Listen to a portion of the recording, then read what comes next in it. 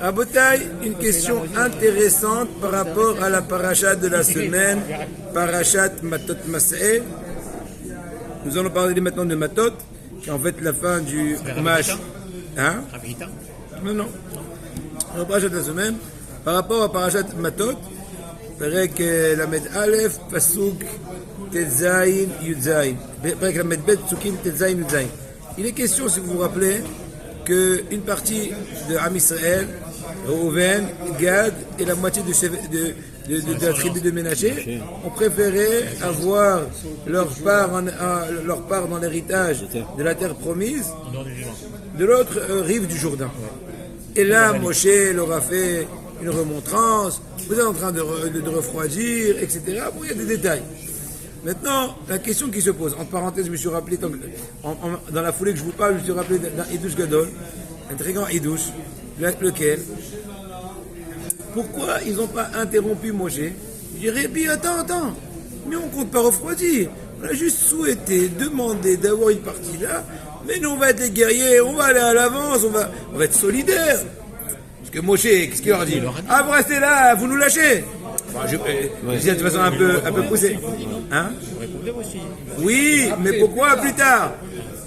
Moshe, je t'en prie, La réponse à Botaï, quand les grands parlent, les petits se taisent, et plus que cela. Ils n'ont pas voulu perdre l'occasion de recevoir la remontrance du tzaddik. Ça purifie, ça lave les oreilles. La même histoire j'ai vue dans Rav Ovadia Yosef, dans Aleph et Savot. Une fois, je me suis enregistré un cours. Après, il s'est pas capté. J'ai réenregistré. Donc c'est une des raisons pourquoi je répète cette histoire-là. Laquelle? Un des petits enfants du Admour de Gour. Je crois le Sfatemet et son petit-fils. Un des Admourim avec son petit-fils de Gour. Une fois étant un jeune marié, son grand-père a vu que le jeune marié, le futur Admour, quoi, qui était son petit-fils, il venait un peu tard au Beth Midrash. Imaginons que le Beth Midrash commence à 9h, il venait à 9h20. 1, 2, 3 fois, il appelle, il fait de remontrance. C'est quoi cet exemple-là? Je te comprends, il se permet. Son grand-père, c'est son rave, c'est le Admon actuel, etc. Et quel exemple tu penses, qu'est-ce que tu crois? Entre parenthèses, ça me rappelle moi, quand j'étais jeune marié, j'habitais dans la même rue de la Yeshiva. Donc, étant jeune marié, j'ai continué à la Yeshiva en tant qu'avril. Alors, le premier temps, je ne venais pas à 9h tapant. Bon, quand j'étais haut, j'étais un peu plus, on va dire comme ça. Bon, parce que tu es marié, je n'ai pas dit que c'est une bonne raison, mais peu importe, je raconte ce qui s'est passé. Eh bien, Rav Yehuda Boyer, qui était un des gdolim de la génération qui était très proche du Hazon Ish et qui étudiait à la Yeshiva. Moi, j'ai eu le mérite de m'asseoir devant lui, comme toi et moi, plus ou moins, un peu plus loin, pendant des années devant lui, et le voir étudier. Quel plaisir. Il avait du mal à se concentrer à Minha. Étant donné qu'il a eu une hémorragie cérébrale, un truc comme ça. Donc pendant plusieurs années, étant bas haut, je me rappelle, 2-3 minutes avant Minha, il descendait en bas, dans le premier étage, dans une chambre fermée, il faisait Minha Yahid, pour se concentrer. C'était incroyable. Une fois, il a un peu tardé parce qu'il s'est un peu approfondi dans l'étude. Et donc, il a attendu qu'on finisse toute la tefila pour descendre, pour ne pas passer devant une personne qui prierait.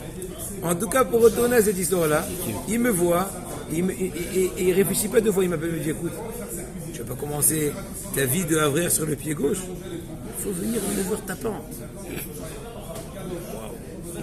J'ai bien pris ça, parce que je sais qu'il m'aime bien. Bon, aujourd'hui, j'essaie d'être à l'heure, en tout cas, des fois, quand il y a des bouchons, ça ne dépend pas de moi. Mais en tout cas, moi, je suis même quand on a des bouchons.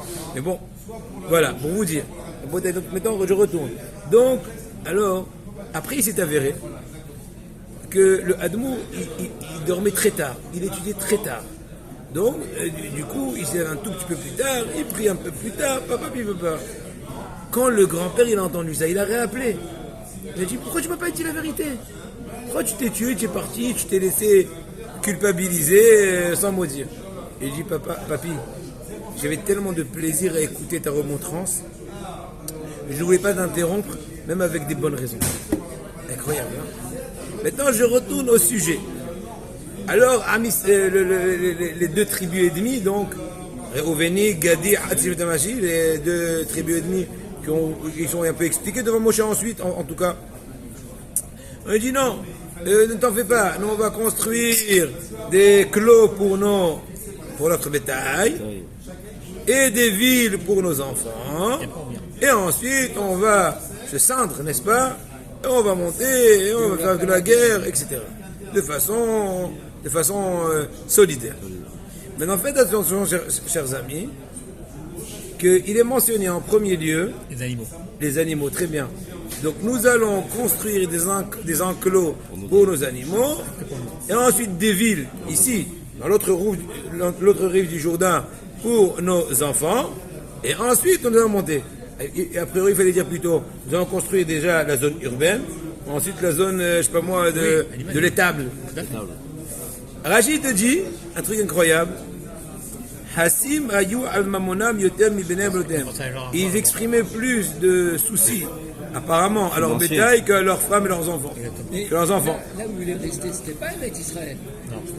L'autre rive du Jourdain. Donc c'est aberrant, quelque part. C'est aberrant. Ça accentue la question. Mais ça, comment? Tu rentres pas à l'Eretz, tu veux rester là? Je peux pas. Pour moi, c'est une autre question. Mais maintenant, nous parlons du point. Bien sûr. C'est Igdimou Viganet Tapam.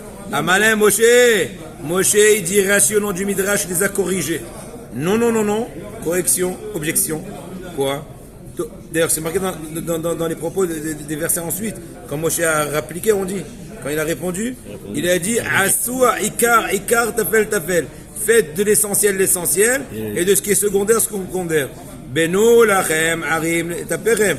Construisez en premier lieu donc des villes pour vos enfants, virgule, et ensuite des enclos pour votre bétail.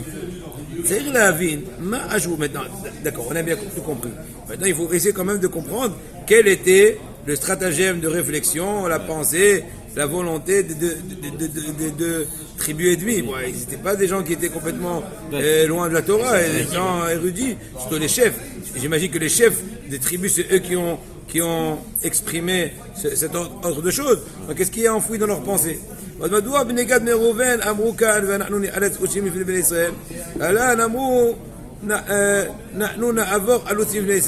Aussi une autre remarque qu'il fait ici, que ici au début de la paracha, c'est marqué une traduction plus ou moins littérale, on va se cendre. Les haletz, c'est se cendre ushim avec tous nos sens. On va s'investir de façon complète. Alors un peu plus tard, c'est marqué, ils ont dit nous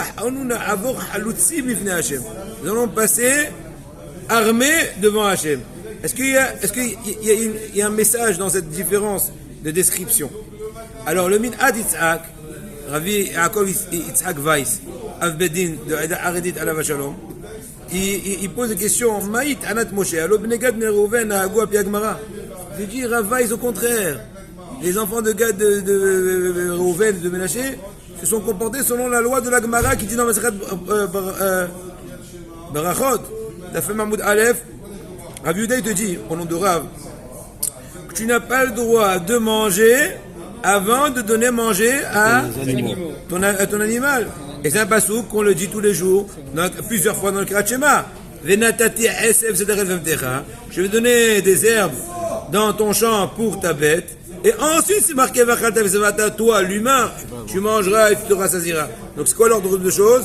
Pense déjà à ta bête avant. Mais donc, et d'ailleurs c'est pour ça, je pousse l'idée, marqué dans la halakha, que si tu avais Borada Hashem Motzil Amina Aretz, et tu t'es souvenu avant de goûter le morceau de pain qu'on n'a pas encore pétri du foin pour la vache qui est dans la cour, tu as le droit de dire, donnez à manger à donnez à manger à la vache. Rosalie, j'en sais rien. Une fois qu'il dit c'est bon, je mange. A priori, il y a une interruption entre la récitation de la bénédiction et la consommation. Une interruption de quoi? De paroles étrangères? Non, monsieur, ce ne sont pas des paroles étrangères. Ce n'est que par le biais de ces paroles-là que tu es permis de pouvoir consommer ton pain. Étant donné que tu n'avais pas le droit de manger ton pain avant de te soucier de donner à manger à ta vache, eh ben, c'est pas une interruption de parler entre la fin de la bénédiction et le début de la consommation a posteriori quand tu t'es rendu compte un peu plus tard. Ici, il est tout seul. Incroyable! Ben, il se lève, il le fait. Il se lève, Ouais, le problème, il ne faut pas que ce soit trop laps de temps. Voilà. Autrement, on n'a rien gagné. On peut penser aussi la même chose pour le quand ils ont dit on fait les enclos pour les animaux et la. Mais voyez ce que je suis en train de dire, c'est Barry. Non, Ce qu'il dit, non, est-ce qu'il dit à Weiss? Il dit, je comprends pas pourquoi Moshe leur a fait la remarque. Ils ont raison. De même qu'on doit se soucier de la nourriture de notre bête avant de la nôtre, ainsi a priori, au niveau habitation, on va dire comme ça, au niveau enclos, au niveau urbain, au niveau ceci, cela.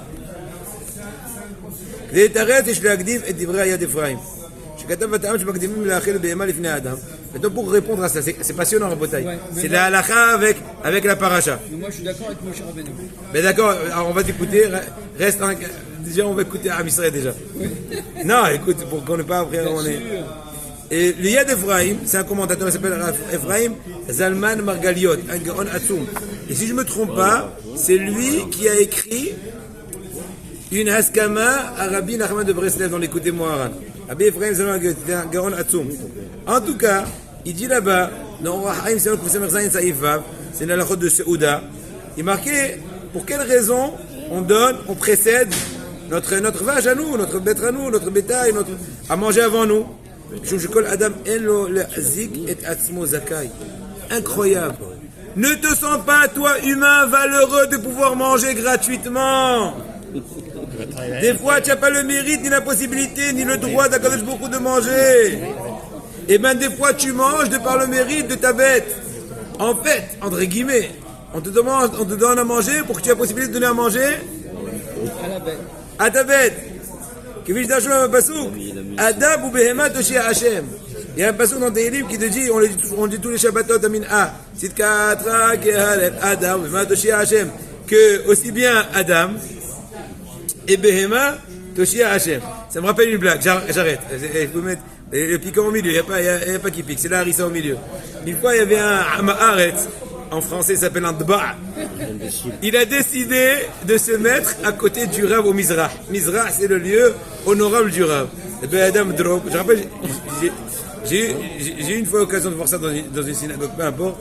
Mais Kitsour, il a fait le foufou, il s'est mis, imaginons le Rav à droite, lui à gauche. Mais dans lui, pour montrer qu'il était très intéressant, ouais, il est venu en plein Mincha, il lui dit, Rav, je ne comprends pas le texte de la paracha, de Mincha. C'est quoi Adam ou chez Hachem? Tu vas sauver l'homme et la bête. Qui a mis la bête devant l'homme? Ah, question lumineuse. Il dit voilà, qui a mis la bête devant l'homme? Hein, rabbin? Il lui a dit celui qui t'a mis à côté de moi.